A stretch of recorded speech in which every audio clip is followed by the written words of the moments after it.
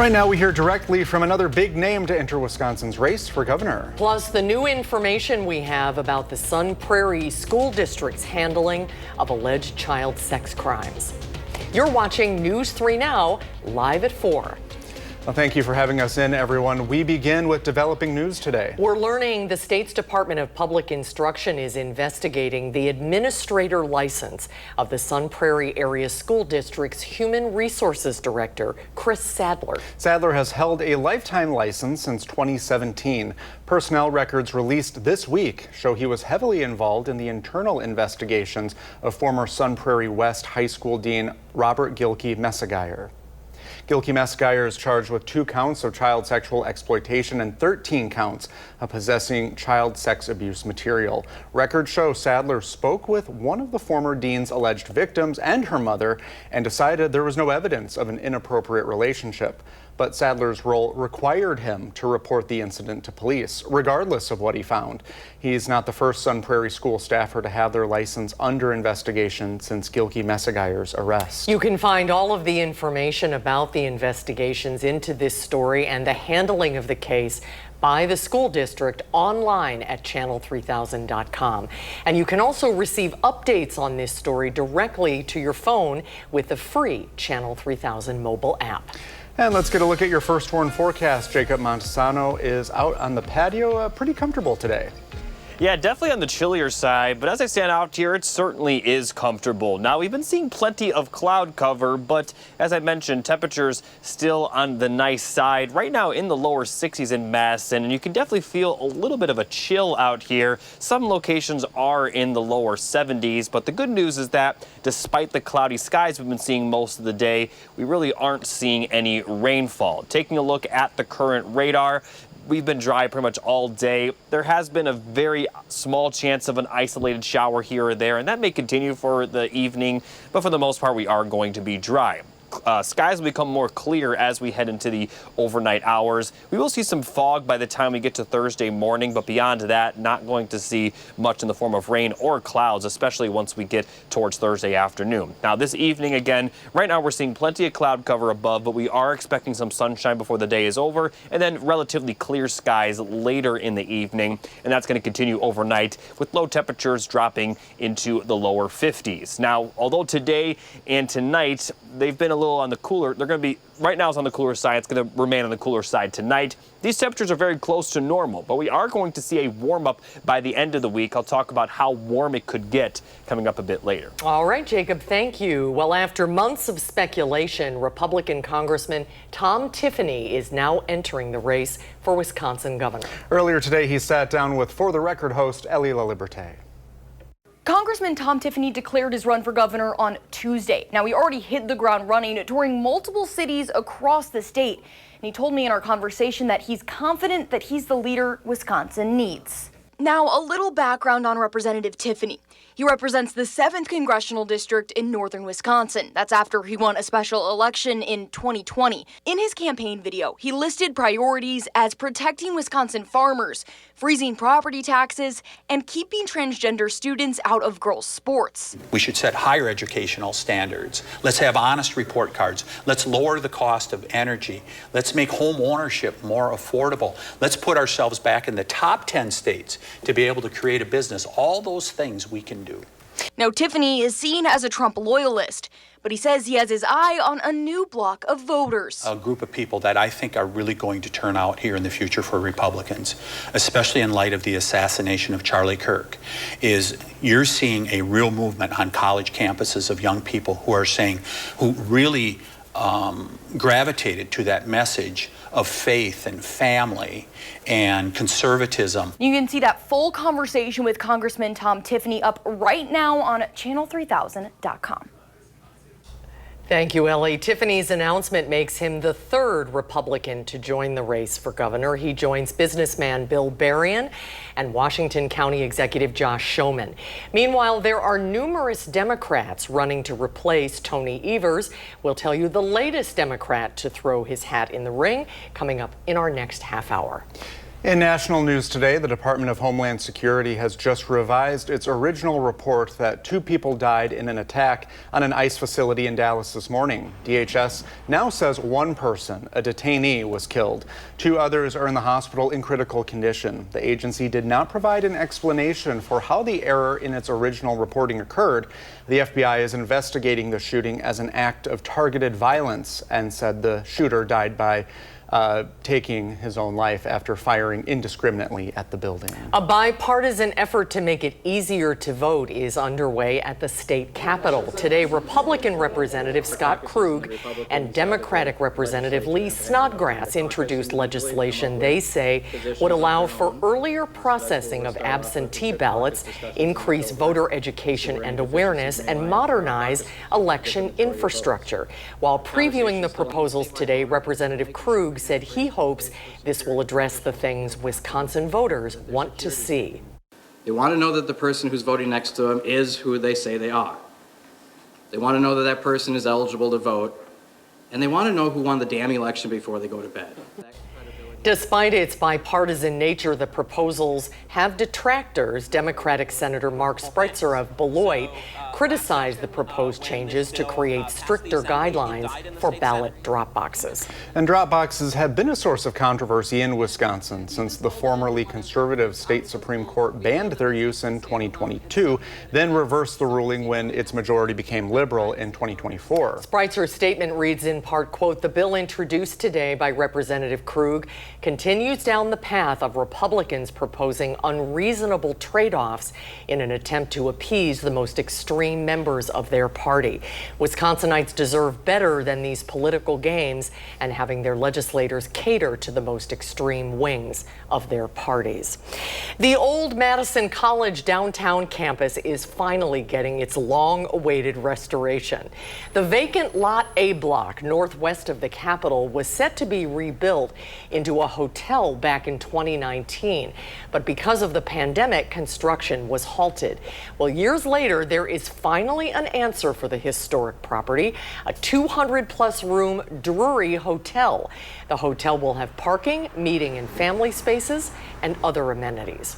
One of the things we're most excited about seeing this project come back to life is knowing this is such a critical site and a huge opportunity for Madison to get it right. The Drury Hotel says it is committed to filling the whole downtown and is excited to be working locally with Potter Lawson Architecture to make sure they bring Madison exactly what it needs. Wisconsin will officially be getting its first ever Buc-ee's. The city of Oak Creek approved construction of the more than 73,000 square foot store on Tuesday. Now, this travel center is best known for its Texas-sized convenience stores and all those gas pumps. And the brisket. Yeah, don't forget about the brisket. And you know what? Apparently it has the cleanest restrooms in America as well. The store will be on South 27th Street and West Elm Road near I-94. The chain's director of real estate says he hopes to break ground on the center in 2027. Have you ever been to one? No, I haven't. It's a memorable experience. Yeah. Everybody will be very excited that that is officially coming. I see my friends post about it on social media. It's like a rite of passage. Yep. Well, still to come on Live at 4, baby food sold in Wisconsin is under a recall. We'll tell you why Sprouts Organic says you shouldn't give your child its sweet potato, apple, and spinach pouches. And it's cloudy for many areas today. Jacob shows us when the sun could make a big comeback in his first warn forecast. Plus, talks have stalled to keep the government open, what lawmakers can't agree on when we return.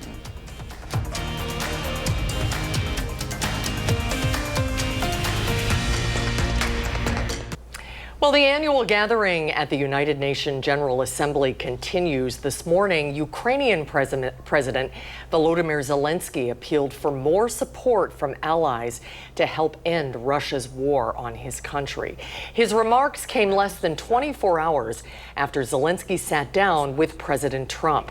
After the meeting, Trump appeared to make a major shift, posting on social media. I think Ukraine with the support of the European Union is in a position to fight and win all of Ukraine back in its original form.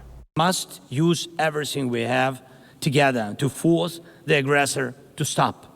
And only then do we have a real chance that this arms race will not end in catastrophe for all of us. President Trump reiterated his position during a meeting with French President Emmanuel Macron. Trump also said that if Russia won't make a deal, the U.S. is fully prepared to impose a very strong round of powerful tariffs. 1 week out from a potential government shutdown, and the people responsible for striking a deal to keep it open now say the talks are off. Erica Brown has the details from Capitol Hill. The threat of a government shutdown is looming after President Trump canceled a meeting with congressional Democratic leaders originally planned for Thursday. The president wrote on social media that after reviewing demands from Democrats, I have decided that no meeting with their congressional leaders could possibly be productive. Democrats fired back, accusing Trump of running away from negotiations to avert a shutdown. Republicans control the House, the Senate, and the presidency. It's clear they have decided to shut the government down. House Republicans proposed a short-term funding extension with millions for enhanced security measures for lawmakers, the judiciary, and executive branch in the wake of Charlie Kirk's assassination. This is the same budget that the Democrats approved 6 months ago, just adjusted for inflation. And unfortunately, all of a sudden now, they want to shut down the government. Last week, the House GOP plan failed in the Senate, along with an alternative proposal from Senate Democrats. Republican leaders canceled votes in Washington, D.C. that were scheduled to take place next Monday and Tuesday on the eve of the government shutdown. Democrats want to extend Affordable Care Act subsidies set to expire at the end of the year. Donald Trump, you're not a king. You're not a king. The way this country works, you got to sit down with people you may not agree with and come to an agreement, come to a negotiation. The Democrats' requests are completely unhinged and unreasonable and unserious. Lawmakers adjourned last week, and House Speaker Mike Johnson says there are no plans for the House to return before the October 1st deadline. Erica Brown at CBS News, Capitol Hill. House Democrats say they plan to return to Capitol Hill on Monday to be prepared for a vote, even though Congress is in recess. Let's get another look at our first warn forecast. It is a little cooler out there. Jacob, finally able to start breaking out some of my fall wardrobe. Yeah, but you're going to have to put that stuff away in just a moment because we're going to be seeing these temperatures warm up. Now, it's going to continue to be pretty close to normal through tonight. Again, these cooler temperatures we're seeing today, this is very close to what we normally see this time of the year, but we're not going to see these temperatures towards the end of the week. They are going to be on the warmer side, highs near 80.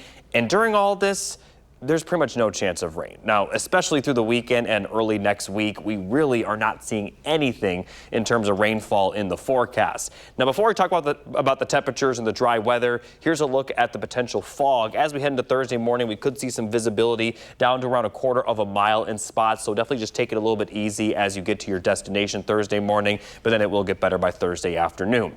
As we take a look at the cloud cover forecast, I usually say cloud cover and rainfall forecast, but as I mentioned, really no chance of rain other than the fog. Once we get for tomorrow morning, we're really not going to see much cloud cover. I mean, a few clouds here and there, but for the most part, we're going to see a lot of sunshine, more sunshine than today for sure. And those clear skies are going to continue for Thursday night and into Friday as well. Just a few passing clouds here and there. Now, as we take a look overall at the chance of rainfall, we are going to see pretty much completely dry conditions going forward. I don't know if I've ever showed the 7-day rainfall graphic, and it'd be all the way at the bottom for every single day and night. So that goes to show you just how dry it is expected to be. Now, before I talk about the temperatures that are expected to come up, I do want to mention what the normal high and low is for this time of the year. Today and tonight, very close to that normal. The normal high 70, normal low 48. We're not going to be close to either, though, once we get towards the weekend. Now, for tonight, again, still going to see those seasonable temperatures. It's definitely going to be chilly to start the day tomorrow. Clear skies for tonight and clear skies tomorrow with highs in the middle 70s. So not too far off from normal, but still a little bit above that level. And then we get towards Friday and the weekend, and then we're really going to be above that normal level. Highs near 80 for Friday through the weekend and into early next week. And even once we get towards the middle and end of next week, we're still going to have highs in the 70s. And by that point, the average high will be in the 60s. So we are still expecting above normal temperatures, not just for the weekend, and not just for next week. Here's a look at the 8 to 14-day temperature outlook showing warmer than average temperatures expected to continue through the whole first week of October. So although it technically is fall, it really doesn't feel like it. Now, I also encourage people to certainly enjoy these temperatures because they're bound to drop again. They're bound to drop eventually, and these 80-degree days are few and far between. And once we do get to those cooler temperatures, we're going to be begging for this warmer air. But when reality hits, it's going to hurt. Exactly. It really is. And like I said, really hard to complain about the 10-day forecast considering we're not really concerned about drought conditions forming, and this time of year is when it really starts to get cold, and it's not really going to yet. And the colors are just starting to turn. A lot of reds already. Nice to go out and see the colors. All right, thanks, Jacob. Well, let's do our Coats for Kids count today. We got 145 donations yesterday. Thank you, everybody. And now, so far, we've received a total of over 1,700 coats to help keep Dane County kids warm this winter. Yeah, give yourselves a round of applause. But we still need your help to reach our goal of 5,000 donations by October 4th. We still have time, and you have until then to drop off any new or gently used coats, snow pants, hats, scarves, and gloves to any Klinke Cleaners in Dane County. And once again, thank you so much to everyone who has donated so far. We're making a difference. Yes, we really are. Thank you, everybody. And boy, Jacob's forecast is perfect for a new festival, first annual, that's coming up this weekend on Saturday. It's the True North Festival at the Duck Pond. And this features some of Madison's best chefs, restaurants, and the finest emerging local and regional music. And Madison Magazine is a proud sponsor of the event. Tickets can be found at truenorthfest.com, and they start at $15. $2 from each ticket sold will benefit Domestic Abuse Intervention Services and the Dane County Food Collective.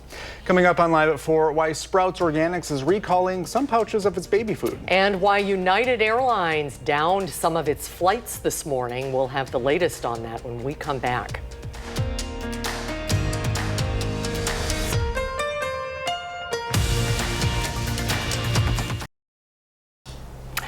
Let's check stocks at midweek. To Wall Street now, the Dow dropped 172 points today. The Nasdaq finished down 76 at the close, and the S&P 500 is down 19.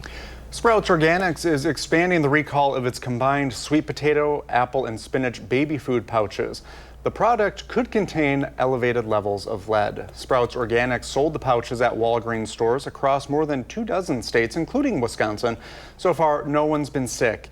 If you bought the pouches, you can return them for a full refund. Disney is raising the prices on most of its streaming platforms, and that includes most Disney Plus, Hulu, and ESPN Select plans. Most plans are increasing by $1 to $3, and this is the third time in 3 years that Disney has raised its streaming service prices in the U.S. You can expect to see the price hike beginning on October 21st. United Airlines flights are back in the air after a half-hour ground stop this morning. The FAA order came after the airline reported a technological issue. United says it was a brief connectivity problem and normal operations are back again. The latest ground stop comes a month after another one tied to United computer systems, and that left more than 1,000 flights either delayed or canceled. YouTube will reinstate users that it previously banned for spreading false information about COVID-19 and the 2020 election. The parent company of YouTube, Alphabet, disclosed the move in a letter to the House Judiciary Committee.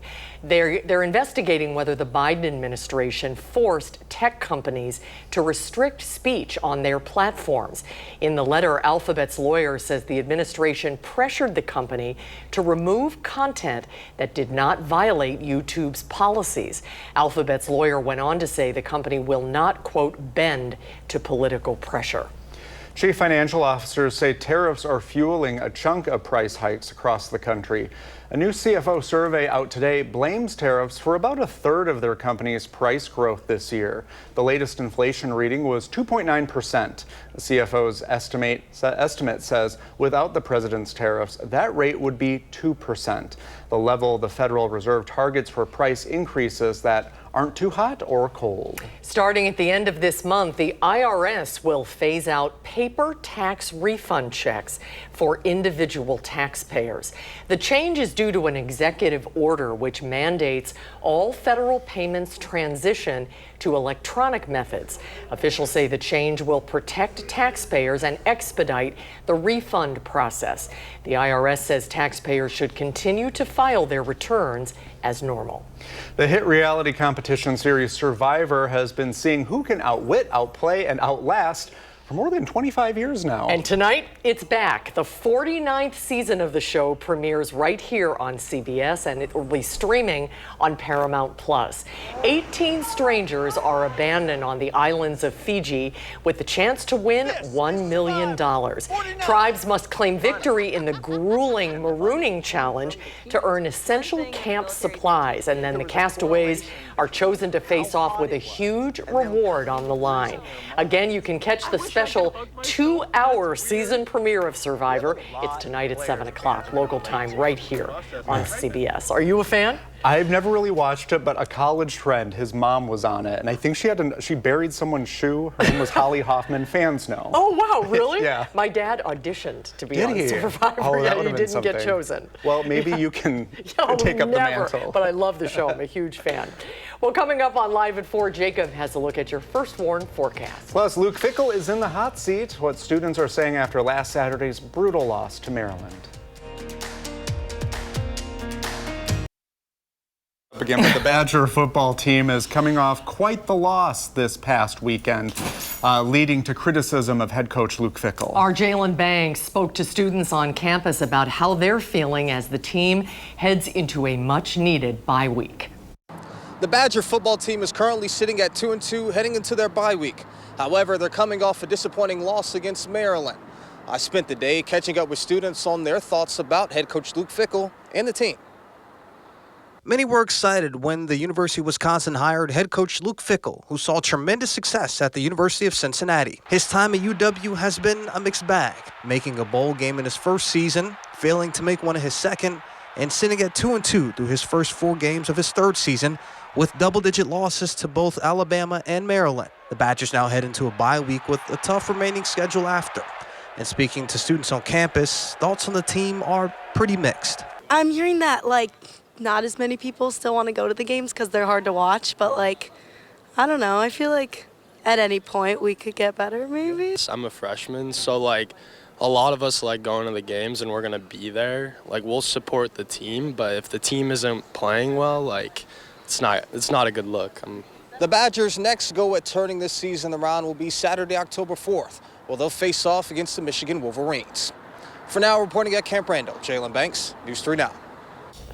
Thank you, Jalen. Tonight at 6, we'll hear from a legendary figure within the UW athletic department, and we'll get their thoughts on this year's team. It's starting to feel a little more like football weather out there, or just a nice day to go on a bike ride. Yep, this is the Lake Farm Park, taking a nice stroll today. A stretch of beautiful weather are the weather words. A little cloudy and cool today, but things are going to be warming up. Jacob is out on the weather patio. Hi, Jacob.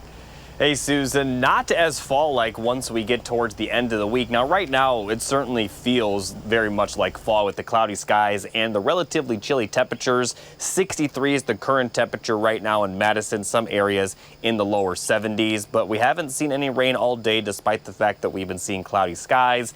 And what you're seeing on radar right now, we're going to see a lot of this going forward. Very little rain in the forecast. Looking at your evening forecast, we'll see temperatures in the 60s with skies becoming a little bit more clear as we get towards the later evening hours. And we're going to continue to see clear skies for the most part overnight. A few clouds here and there. Lows dropping into the lower 50s, maybe even upper 40s for areas further to the north. Now, we are going to see some foggy conditions. Here's a look at the visibility forecast. Dropping to pretty low levels, possibly down to a quarter of a mile, if not less, for a lot of the area, especially locations just to the north of Madison. But this is going to clear up by the afternoon before we see a little bit more fog for Friday, but not expecting quite as much for Friday morning. Looking at the forecast tomorrow, a lot more sunshine with temperatures a little bit warmer, and temperatures will continue to continue to warm up from there. And I'll talk more about that coming up a bit later. All right, Jacob, thank you. UW-Madison police say they've cleared the scene after reports of a man with a knife near campus this morning. Officers were asking the public to avoid the area of Johnson Street and Wisconsin Avenue. The first Badger-safe WISC alert was sent out at about 8:44, and at around 9:10, UWPD cleared the scene, saying that people could resume their normal activities. Police have not released a description of the man or the circumstances surrounding this incident. A controversial former Wisconsin state representative is running for governor. Brett Halsey served in the assembly for 4 years. Halsey opposed then Governor Scott Walker's Act 10. He ran for governor 8 years ago, but lost. While announcing he would run again today, Halsey was asked what makes him different this time around. But I got 52,000 votes. I didn't spend much of my own money. And this time, I'm more serious. My plan is to have a crew of homeless people canvassing. Halsey says he will be canvassing at the Dane County Farmers Market this weekend. During his time in the assembly, Halsey was cited for disorderly conduct. He was also investigated for carrying a box cutter inside the Capitol and threatening to bring a rifle onto the assembly floor. UW Health is partnering with Madison schools to provide strength and conditioning coaches at 4 area high schools. The program places nationally certified UW Health coaches at each school to work with student athletes across all sports. Coaches and athletes will work on training plans and follow-up depending on the sport and students' availability. The program will also emphasize health and wellness. Well, don't forget to send us your plant questions. Lisa Briggs will join us in a bit to answer them. Just submit your questions to tips@channel3000.com. Well, next on Live at 4, it may only be Wednesday, but Josh Spreiter is already looking forward to the weekend. He'll share 3 things that you and your family can do in the 608 this weekend when we come back. And it's cloudy for many areas today. Jacob shows us when the sun could make a comeback in his first warn forecast. Well, it's Wednesday. You've made it to midweek. Yep. You're doing a great job. Keep going. We are already working for the weekend in the 608. Josh Spreiter is here with your weekend planner. The final weekend of September has arrived. Here are your 3 things to do this weekend in the 608. Schuster's Farm in Deerfield is celebrating their 32nd season with a tribute to national champs, the UW women's hockey team. This year's corn maze features Bucky Badger scoring a goal and the message, UW women's hockey is the GOAT. Fans can explore the maze, pick pumpkins, eat the donuts, and drink their brand new cider slushies, along with checking out the other fall attractions now through Halloween. I had a chance to try it out myself. Their Haunted Forest officially opens up for the season this weekend as well. You can get your tickets online right now. A unique event is heading to Circus World in Baraboo this weekend. It's called Wagons and Wine. On Saturday, guests can sip Wisconsin wines while strolling the grounds and getting an up-close look at a dozen authentic historic circus wagons. The event also features some live music, light bites, and live performances from Circus World artists. Tickets are $45 for guests 21 and older with discounts available for designated drivers. We'll be in Sauk County for a sneak peek Thursday in the 608. Now let's head west to Iowa County. The 2025 EMS and Fire Festival is happening Saturday in Avoca. This is at Lakeside Park from 11 to 11. There are events from the whole family, including food, drinks, and music. This festival helps the all-volunteer department get what they need to keep the community safe so that it's all for a good cause. I'll be there on the ground Friday in the 608 with a closer look. For more happenings this weekend in the 608, just go to channel3000.com. In the 608, I'm Josh Spreiter, News 3 Now. Thank you, Josh. Thanks, Josh. And coming up on Live at 4, we know who you've been waiting for. Lisa Briggs Hi, Lisa. is here to answer your plant questions coming up. There is still plenty of time to submit a question. Go ahead and email your question to tips@channel3000.com, and Lisa will answer them when we come back.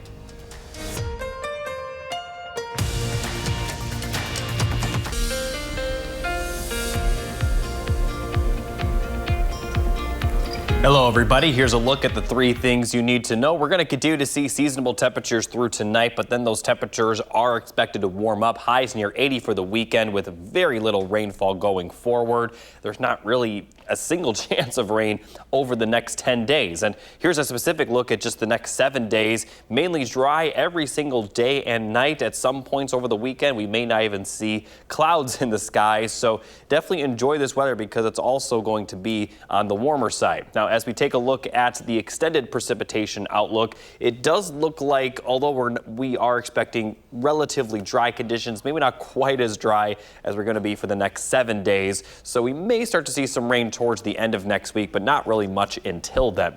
Temperature-wise, lows near 50 tonight, so a little bit on the chillier side, but close to normal for this time of the year. Temperatures are going to begin warming up tomorrow. Again, highs will be in the middle to lower 70s. Much more sunshine tomorrow compared to today. And then from there, we are going to see those temperatures just continue to rise.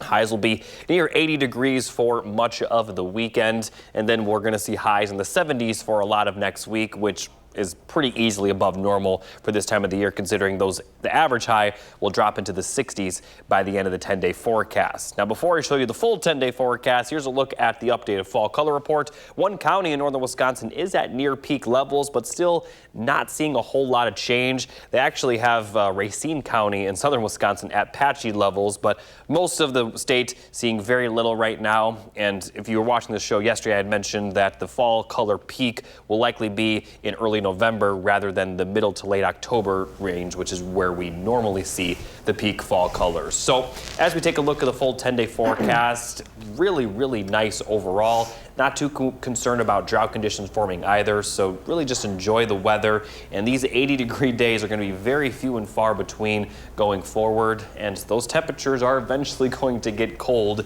So take up and soak these days as much as you can before that cool down eventually does happen.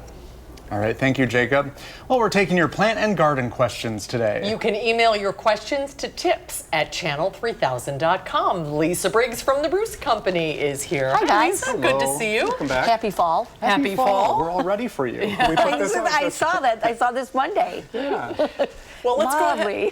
go ahead and get to the questions, and we'll start with John and Cheryl. Now, they sent a picture of a grapevine that has some disease on it. Unfortunately, we can't show it to everyone, but we did get a chance to show it to you. Yeah, I did look at it, and it looks like a gall, which is a growth on a leaf. Usually happens because an insect lays an egg in the leaf tissue, and it's sort of like an oyster and a pearl. Although instead of a pearl, you get a gall. And what do you do? It is not life-threatening to the plant for sure. So just go ahead, Cheryl and John, when you do a cleanup with your grapevines, just make sure that any fallen leaves you rake out of there and get rid of them. Don't compost them, but take them someplace where they'll compost hot enough to kill whatever's in there. Okay. And then I would definitely put on a dormant oil spray on your grape plants early next spring. Okay. You gave us a That'll good phrase for life. Sometimes you get a pearl, sometimes you get a gall. The next question, when is the best time to take perennial grass out of a pot and plant it in the ground? Thank you, Sue. Right now, Sue. Go ahead and do that now. When you are planting at this time, it's a great time to plant. But if you're planting perennials and grasses and that kind of thing, plant it. Definitely use like a rooting hormone to get the roots going. But don't mulch until the ground starts to freeze. Now, if you're talking about trees and shrubs, you should definitely mulch now. But for perennials, you want to wait until the ground starts to freeze because you want to keep the ground frozen so it doesn't push things up out of the soil as it freezes and thaws. Okay, and the way things are going, that might be a while. It might be a while, see. Absolutely. Kay would like to know, who can you contact at the Bruce Company for help in pruning? So our landscape department doesn't do outside pruning for private companies, but if you email us at plantdesk@brucecompany.com, we have a list of local companies, pruning companies, and arborists that we have worked with over the years that we trust and feel confident in recommending to you. So send a note to the plant desk, and Scott or Brittany will send you the list. And what's the email again, one more time? plantdesk@brucecompany.com. All right, very good. Well, Joe Lynn wants to know, a friend gave me some peonies that recently had dug up recently. Do I put them in the ground now, or do I keep them in a pot until spring? This is perfect time for relocating peonies. This is actually when growers are digging them out, sort of late September. So go ahead and plant those in. With the trick with peonies is when you look at those roots, There's going to be some little eyes there, and you want to be sure that you plant that eye no deeper than an inch or an inch and a half below the soil. And then I would definitely use like bloom booster or some kind of root stimulating fertilizer to get them going. Okay. Sue would like to know, is there a variety of hydrangeas that can handle mixed sun, about 6 to 8 hours a day? Yeah, definitely you want to look at PG hydrangeas. Those can be really adaptable as far as sunlight, and they need about 6 hours of sun to flower. If your hot part of the day, though, or your sunny part of the day is in the morning, you have a lot more choices. Any hydrangea can take full morning sun, just not full sun at the hot part of the day. Okay. So sometimes it does depend on when your area is sunny. How's the pumpkin crop this year? Pumpkin crop looks good. The giant pumpkin is at the Bruce Company by the front door. So Great. If you're interested in guessing the weight, you can stop in and do that at the store, or you can do that on our social media page. Do you win a prize? Yes, 2 $50 Garden Center gift cards. Ooh. Great. Price is Right rules. Okay. Closest without going over. And this just means that we have to look at all of them. And no hints. No one will give you any hints. Thank you very much for being on. Thank you. It's good to see you. We'll be right back.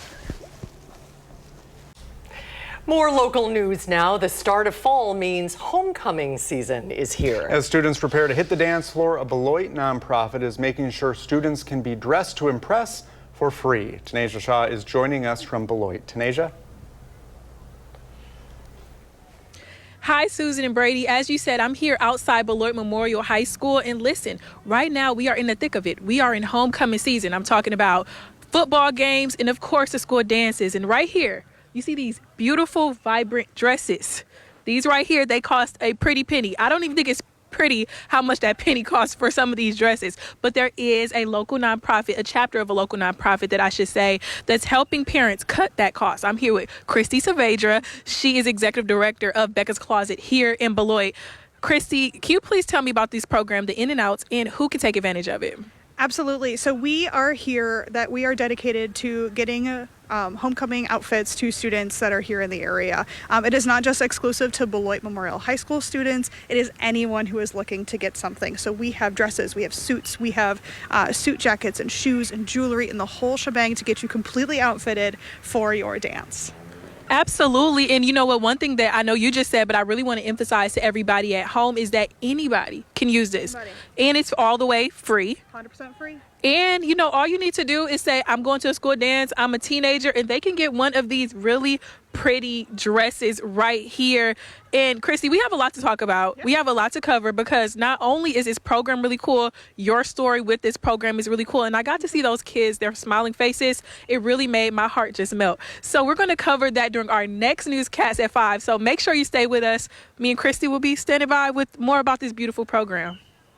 We are looking forward to that. Tanisha, thank you. And Christy as well. We'll see you at 5. Yeah, sounds good. We'll be right back. Tomorrow on Live at 4, we sit down with the mayor of Middleton, Emily Kuhn, about her bid for re-election. And later on News 3 Now at 5, more from Ellie La Liberté's sit-down interview with the biggest name yet to enter the 2026 gubernatorial Republican primary. Well, thanks for watching Live at 4 today. See you back here tomorrow. Remember, you can always find us streaming 24/7 on Channel 3000+. News 3 Now at 5 starts right now.